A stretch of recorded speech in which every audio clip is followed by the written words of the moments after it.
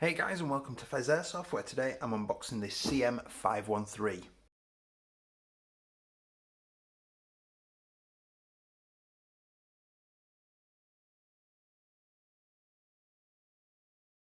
Hey guys, and welcome back.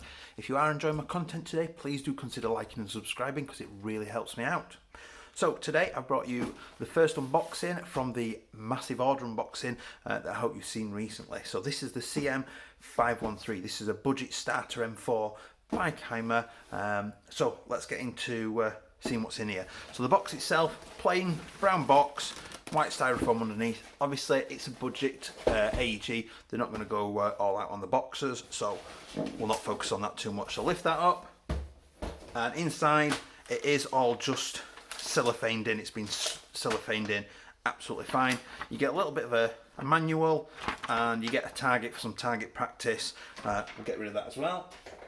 So there it is. We'll unwrap the cellophane as carefully as possible.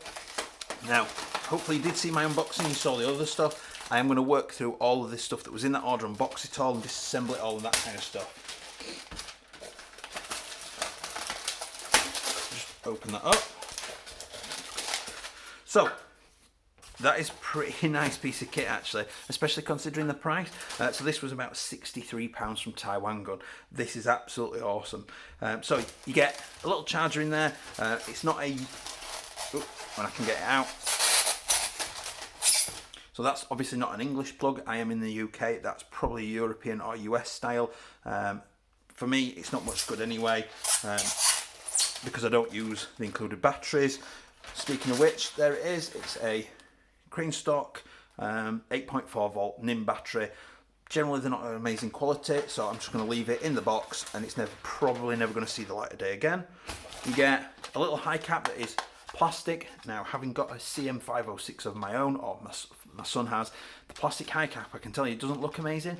Fits and feeds virtually every BB. Obviously can't ever feed every BB because it's a high cap, but winds really well, works really well, and he's put quite a few rounds through it, so I can tell you that's a good reliable piece of kit, and a nice extra mag to go with it. You get a little sling. They're not very good quality. The hooks are very cheap metal, so it will break very, very quickly. Excuse me, absolutely fine. Little bag of BBs, probably no good, probably never see the light of day again, but should be alright to chrono it with. And then the piece that we've come for, cleaning rod underneath, that's always a good thing to have, is the M4 itself. Now, it actually feels ever so slightly lighter than the 506.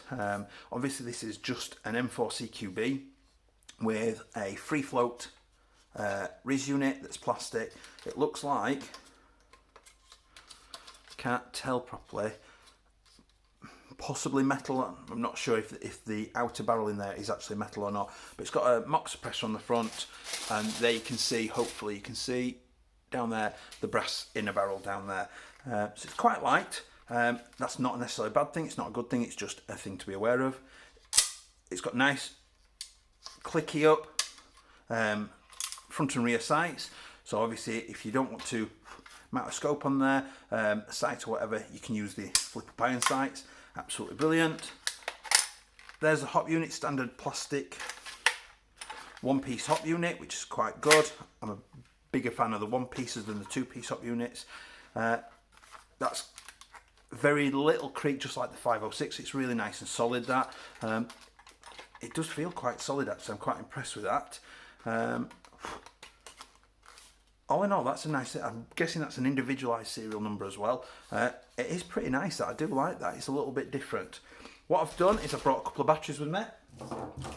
So I've got the usual battery that I run in my AEG, so a 7.4 volt, 2200 milliamp Crane stock LiPo. We'll see what the rate of fire is like on that. And then I've also brought, new to me, is an 11.1 volt LiPo, so we'll see what the rate of fire is like on that as well, just to give people an impression of what it'll be like. So we'll do the 7.4. Now the 506 wasn't amazing in straight out of the box, and I'm not expecting this to be either, but it's a budget gun, you know, it's steady away, it makes an excellent starter, an excellent backup, an excellent one to loan to your friends, that kind of thing. So safety, nothing, single shot, a little bit laboured but not bad. The suppressor does absolutely nothing whatsoever. If anything, I'd hazard a guess that it might even be louder than my actual CM506, but that's by the by. Full auto. It's not bad, it's nice and steady, particularly for young Zach, who's let me use this today for the unboxing and stuff. It's probably going to be pretty steady away and more than fast enough for him and his use. So just by comparison, we'll try the 11 volt and see what it's like. So safety, nothing. Single, obviously significantly better. Instantly you can tell the differences there. Full auto. Now, that is much closer to where obviously I would expect it to be, and that's a much happier rate of fire coming out of that. But obviously, like anything, running 11.1, you're potentially going to destroy your gearbox a little bit quicker. Now, having noticed this, I want to comment now. For some reason, they have this extra structure on the crane stock cap there that just causes issues for me. And what I've done on the 506 is I've initially just dremeled through this and removed that part. And then I've dremeled not just this part here, but I've dremeled right back to the back of the plastic here, because it was causing issues, particularly with the MOSFET that I fitted in the 506. That panel in particular was causing a lot of issues. But I'm not going to do this on this one. This is young Zach's, so I'm going to let him decide what he wants to do with it when he gets hold of it in the next couple of days. That being said, that is all round an excellent little package. The wiring is pretty good. Actually, the wiring there looks like it's 16 gauge wire, which is really good quality wiring, which is really nice. I'll put that back in there. I'll put the end cap back in. So I'll go and get this chronoed. I'll come back in a second and let you know where it's chronoing. But I did specifically request Taiwan are excellent at doing free downgrades as part of the service they offer.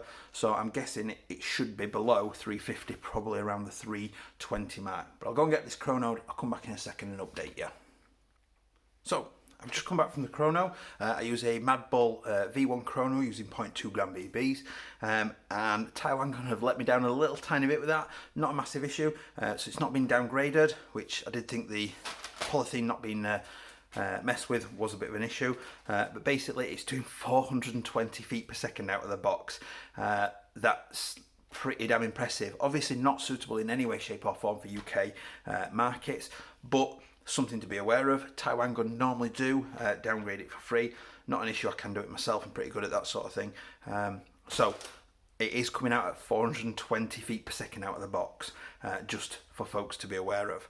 That said, I've enjoyed that unboxing. That is a really nice piece of kit. Makes a great backup, a great second weapon, a great loaner.